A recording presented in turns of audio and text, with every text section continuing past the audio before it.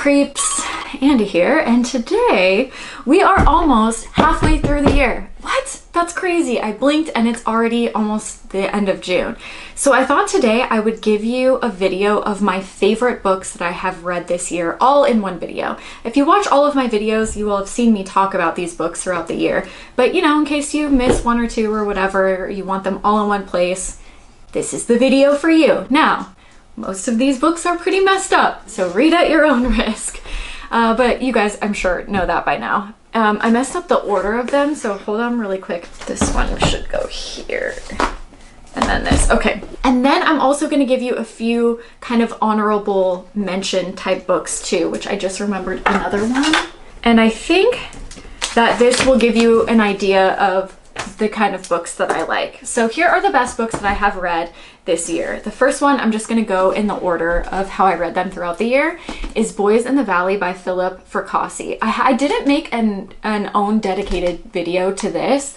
I have for a few of these, but not this one, and I should have. I really should have, because this was truly one of the best horror books I have ever read in my life. 5 out of 5 stars. It was so fun. It's about these boys that live at this orphanage, and it's in the earliest 20th century. Hold on, I don't want to give away what actually happens, but I think that they say, okay, yeah, it says, late one stormy night, a group of men arrive at the door, one of whom is badly wounded, occult symbols carved into his flesh. And so once he dies, it releases this evil onto this orphanage. So you have the, like, sorry, I don't know any sort of religious terms, but like the priest guys that kind of run the orphanage, because it's a religious orphanage. And then you have the young boys, and they range in age from, like, I don't know, 16 to 8 or something like that. There's a pretty wide range of kids in this orphanage.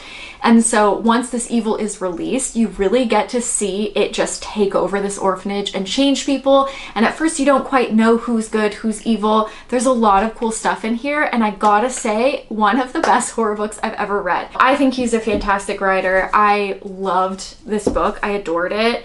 It was pretty, like, brutal and graphic in some areas, and you see it from alternating perspectives, but the whole story just came together so nicely, and it was honestly a fantastic read. So the next one that I read was The Cement Garden by Ian McEwan, and you guys know I love anything about grieving that is just extremely painful to read, and so this one I really, really loved. It's about these 4 siblings that lose their father and their mother, and it's kind of like them fending their way through life and trying to make sense of the world around them without any guidance or leadership. But it turns real fucked up in some cases, and it's just a really interesting story. You have the main character, who is the middle boy.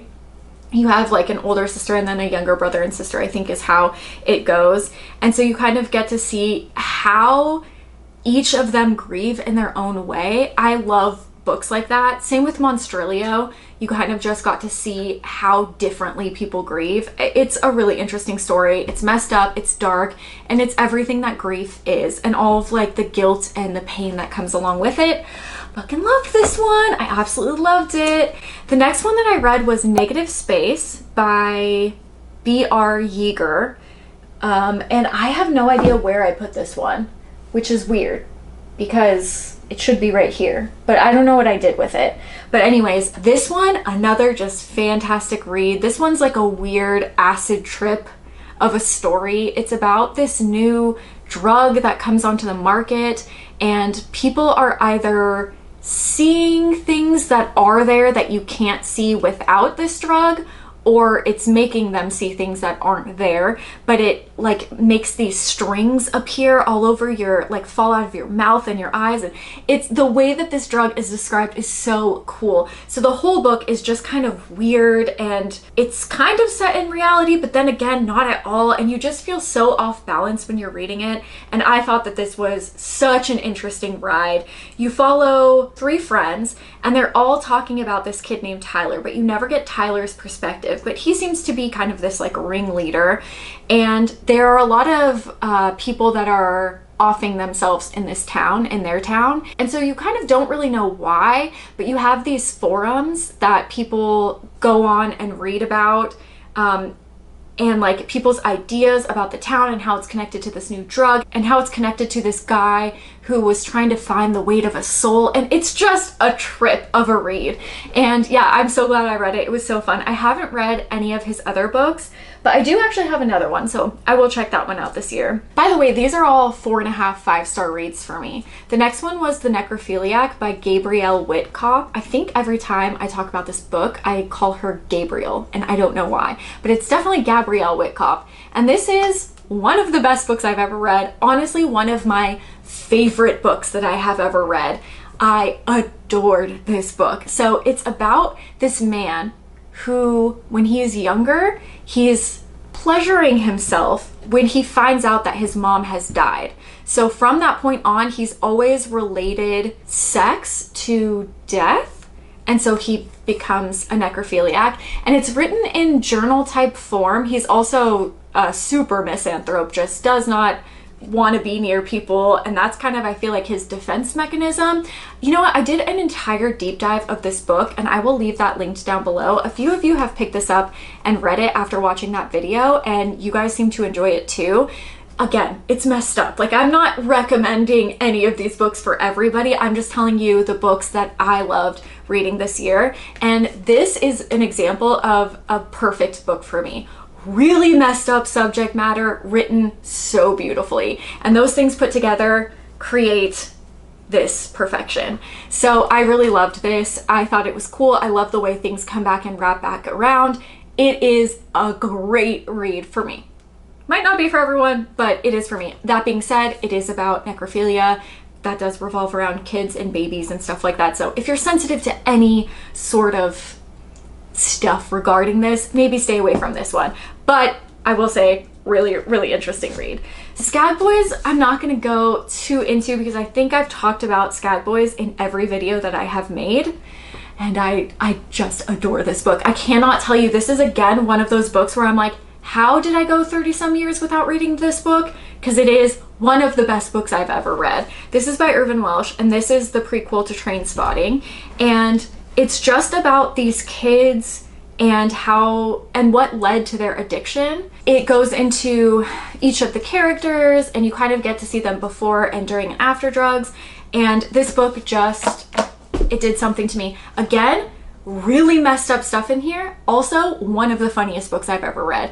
Truly hilarious. I have never laughed so much reading a book in my life. So this one I feel like is just a good kind of like representation of what life is, the highest highs and the lowest lows. So I loved this. I can't recommend this more. There are some really messed up stuff in there where you go, oh my gosh, but they're few and far between. So I don't know. The next one is The Sluts by Dennis Cooper. This one I read and immediately texted my best friend.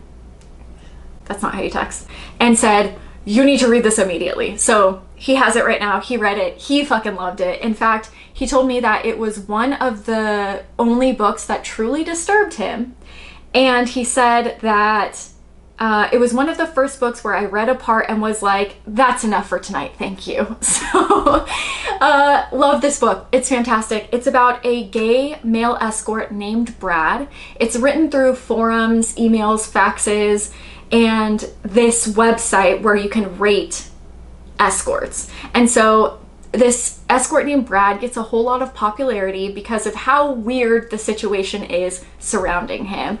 People say that they have good encounters with him. People say that he's extremely handsome, like the most beautiful man ever. But then people also say he's like kind of off and weird and acts weird and has these tics and is scared and fearful that someone's trying to kill him. And so it just adds more interest to these people that are reviewing him. And anybody who comes across these escort reviews wants to meet Brad. So it's just told in the most unique way, not only from these forums, but just how you don't know what's true and what's not. And so you have not only, because I love an unreliable narrator, so you have not only one unreliable narrator, but like 30 of them.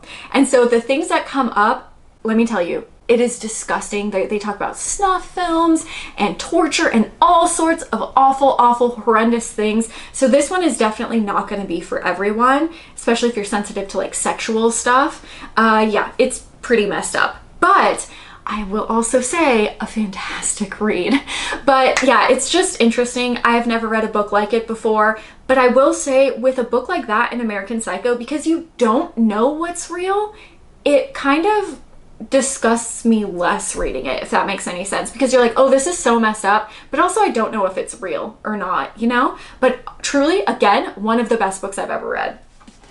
Next, you guys, I picked up the new Ronald Malfi, and I think I'm gonna do a video, maybe even my next video, where I rank Ronald Malfi books, because I just want to tell you how amazing this guy is. This is one of the best horror writers, modern day horror writers, that I have truly ever experienced, in my opinion. Obviously, he writes books that are perfect for me. So this is small town horror, and this is about a guy who receives a phone call from an old friend in a small town that he grew up in, saying that they need his help and that he has to come back. Let me actually read the back because I don't want to give anything away. Okay, yeah, it's pretty vague. So it's about this group of 5 friends, and it says there that they confront their old memories and their life in the town. And I just love Ronald Malfi because you think that you know where he's going, and then by the end of the book I was like, this is one of the best books I've ever read. Truly the best ending of a horror book in a very long time. And that's, you know, kind of rare. I feel like a lot of the times when you read horror and thriller books, sometimes the endings can be a letdown, just depending. But this one, the ending is worth every second reading up to that point. It's cool because it's one of those books where you don't necessarily connect with any of the characters, and a lot of times that's an issue with me because you care what happens in the book because you care about the well-being of the characters. This one I didn't really feel much connection to any of the characters, so it just kind of led me to go along for the ride and enjoy what happens, and this is a ride. Sorry that's kind of vague, but I feel like the inside doesn't give too much away.